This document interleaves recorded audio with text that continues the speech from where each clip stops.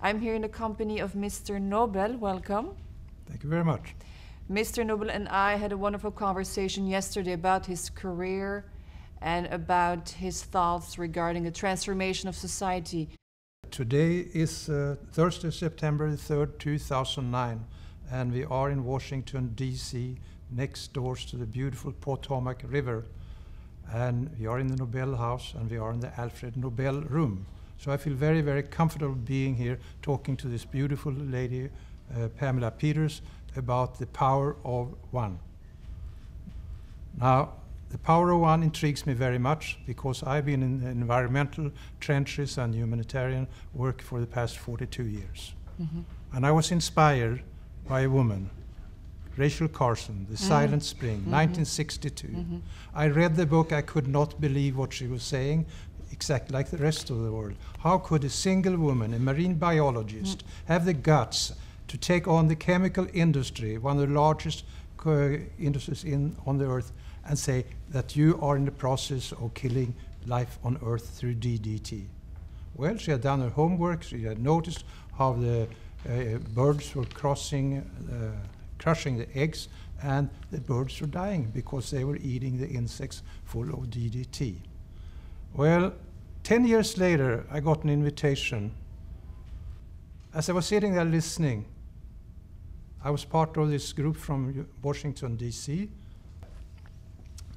and we had keynote speakers there. And Dr. Thor Heyerdahl, the oceanographer, who had been floating and rafting across the Pacific Ocean and Atlantic, he said the following thing, and I will paraphrase. He said, "Ladies and gentlemen, there's no chimney tall enough to pierce our common atmosphere, and there's no sewage pipe long enough to get rid of our common effluents.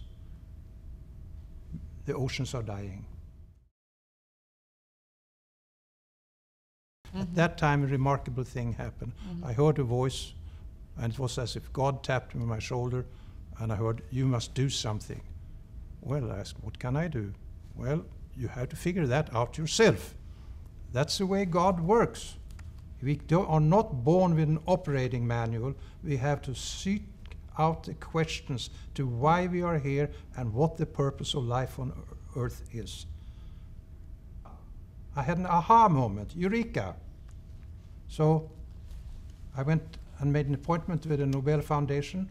I got an appointment based upon name recognition, and I proposed to the foundation we need a new Nobel Prize, a Nobel Prize for ecology and environment. Why on earth did I do that?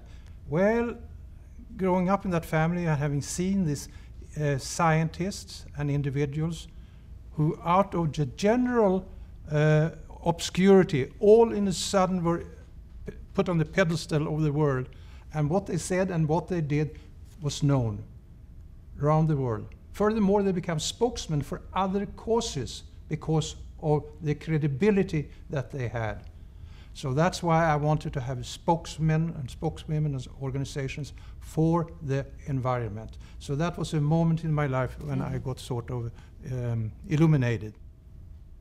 What I got from what you said, and which was very important, is that one person can make a difference. You mentioned Rachel Carson.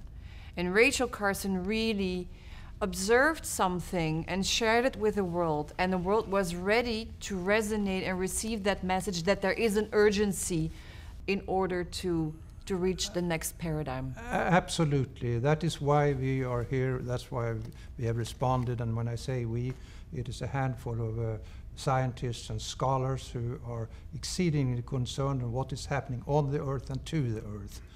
I'm focusing upon education of the youth. That's why I formed an organization, the National Society of High School Scholars. We have now 500,000 members in 120 countries, and these bright kids are incredibly smart. They have a grade point average of 3.8 and above, and they are doing also community service. There is an enormous risk today at Earth here. Compare what is happening to the Earth, that humanity, we are like a herd of buffaloes, and we are stampeding towards an abyss, a cliff, and we must change course.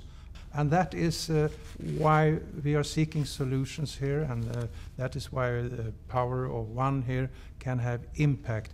And the power of one and this quantum activity that we are seeking to get here is the power of the individual.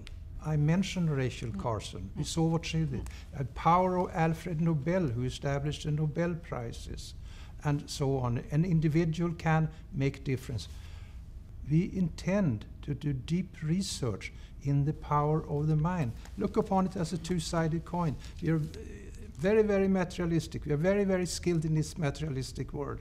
But we do not understand at all where all this creativity and all this genius comes from. It comes from the unseen side. It comes from the spiritual side. We must switch. We must change. There is still time, but we must all feel this urgency. So that is why I also have an organization called United Earth. And at United Earth, we are today in the process of developing a curriculum, the Earth Ethics Curriculum. And the Earth Ethics really deals with virtues, and that the virtues will conquer the vices of the world. And it will be developed by 80% of the people and individuals who are original thinkers, who already have published thoughts and presentations related to the power of the mind and how we can tap into the great consciousness which many of us call God, the one that's behind it all. You mentioned something very interesting, which was the power of a child. Well,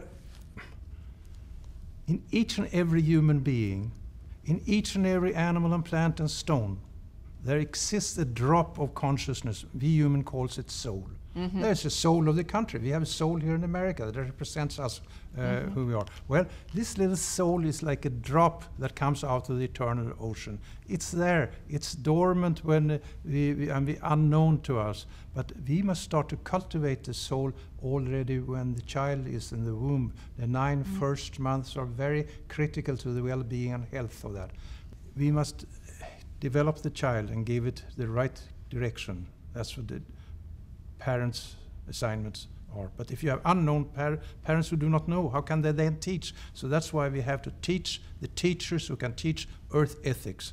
And I hope within 15 years, half a generation, once the subject of earth ethics is taught, that we'll see a fundamental change. And we are changing the world from what it is to what it could and should be. The future is in our hands. We have the power, and we must tap into that power.